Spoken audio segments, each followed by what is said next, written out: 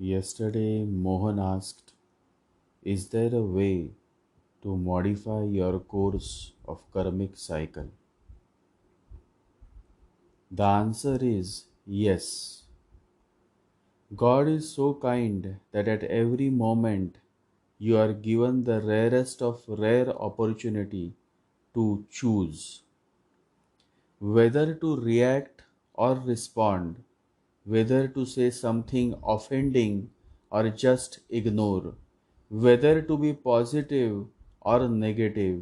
You see, every moment you are getting the luxury of choice, and your future course of life is shaping based on the choice that you make. If you are disturbed by the other and you react, then the Kriyaman karma falls into the deep reservoir of the Sanchit. Then you are accumulating again for future lives. You are accumulating. If you don't react, then the past karma is fulfilled. You must have insulted this man in some past life. Now he has insulted you. The account is closed. Finished. A man who is aware will feel happy that at least this part is finished. Now he has become free. There is no balance left. Once it happened, somebody came and insulted Buddha. Buddha remained quiet. He listened attentively and then he said, "Thank you." The man was very puzzled. He said, "Have you gone mad? I am insulting you. I am hurting you, and you simply say thank you?" Buddha said, "Yes, because I was waiting for you. I had insulted you in the past, and I was waiting. Unless you had come, I would not be totally free. Now you are the last man. My accounts are closed. Thank you for coming. You may have waited. You may not have come in this life. And then I would have had to wait for you. And I don't say anything anymore because enough is enough. I don't want to create another chain. And this is what a man of awareness does. He never reacts because he is perfectly aware that with every reaction he is getting lost in an unending cycle of repetitive karma. A man of awareness is perfectly aware that the way out of this repetitive cycle of karma is through not reacting but rather through deep understanding. Understanding cannot be studied. Nobody can teach it to you. You have to be a light unto yourself. You have to seek and search within your own being. You will have to learn how to dive within yourself, not in the scriptures, but within your own existence. The more you look within, the more is the depth of your understanding. Weak people react quickly because there is simply no depth of understanding. Somebody is late and you react. Why are you late? Only a man of awareness will not react. He will simply respond by saying, "Don't worry, I understand. Next time, please be on time." Lovers are mad in love, but one has to wait a little longer. And when one has to wait a little longer, immediately the reaction is, "Why are you late? How can you be so late?" True love is born out of understanding, says the Buddha. True love is understanding, the ego is not. And the ego exists as long as the mind exists. and the mind can never understand. It only knows how to react, how to quarrel. The more you follow your mind, the more shallow is your understanding. And the more you follow your heart, the deeper is your understanding. The heart has its own reasons which the mind cannot understand. The heart is higher and deeper than the mind, beyond the reach of it. It looks foolish. Love always looks foolish because love is not utilitarian. Mind is purposive, end oriented. It turns everything into a means. And love cannot be turned into a means. That is the problem. Love in itself is a goal. A deeply meditative man never reacts. Then the Kriyaman karma, the day-to-day karma, does not fall into the reservoir, does not add to it. In fact, the reservoir is a little less than it was.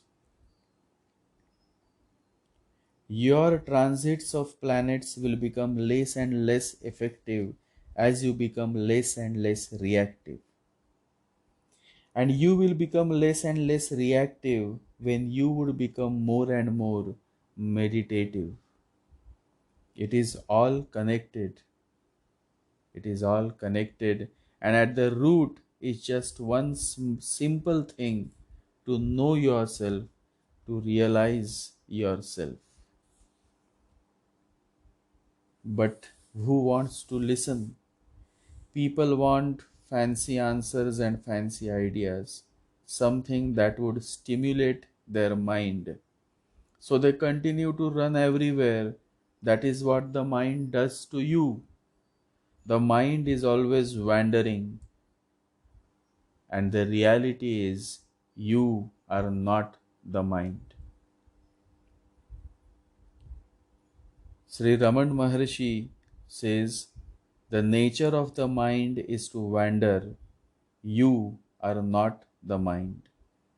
But your ignorance makes you believe that you are the mind, and then you become the mind, and then begins the cycle of your unending miseries.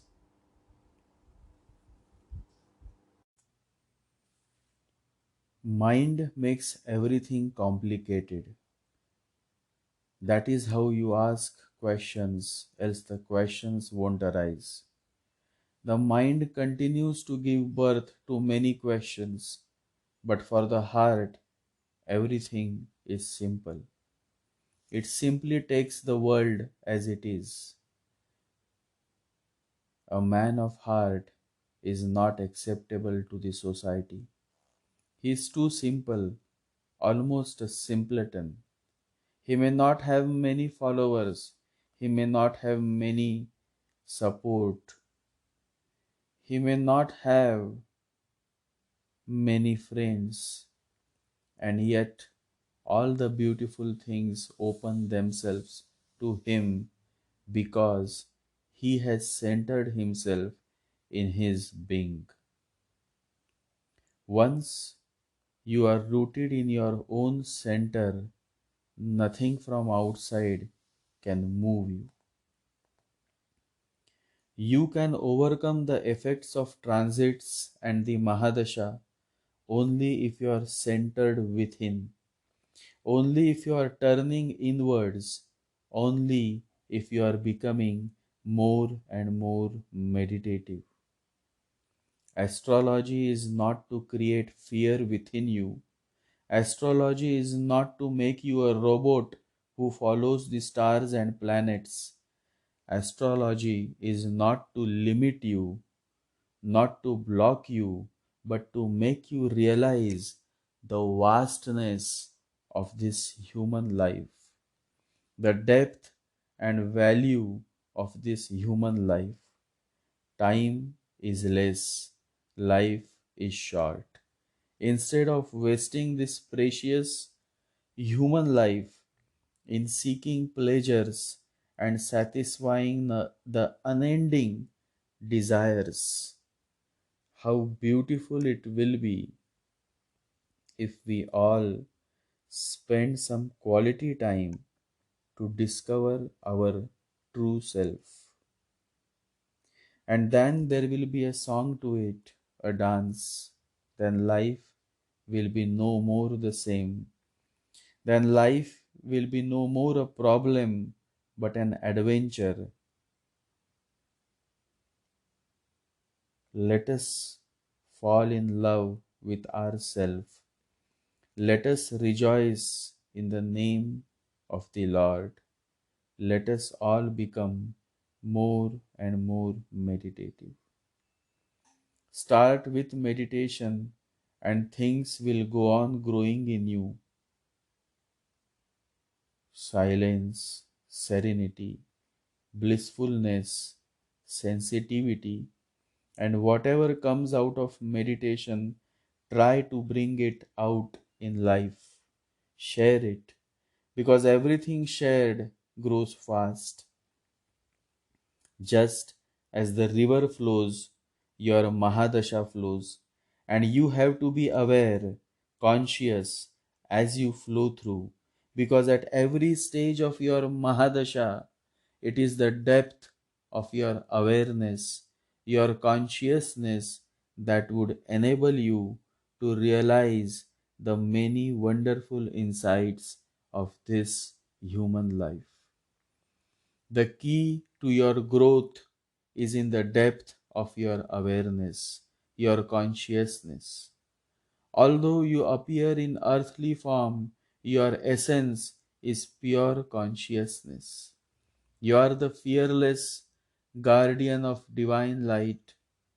So come, return to the root of your own soul.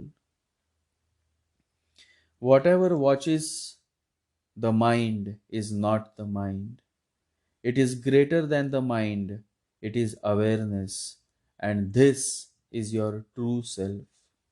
You can start with awareness, then awareness takes you away from the mind and the identification with the mind. Naturally, the body starts relaxing. You are no longer attached. Tensions cannot exist in the light of awareness.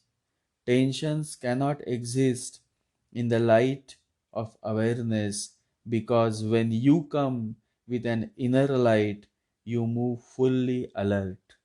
Each step is taken in awareness, the walking, the coming, the sitting, everything is done in full awareness. Then tell me, can tension ever exist in your life? Your tension of transits or Mahadasha or anything under the sky is because of your ignorance.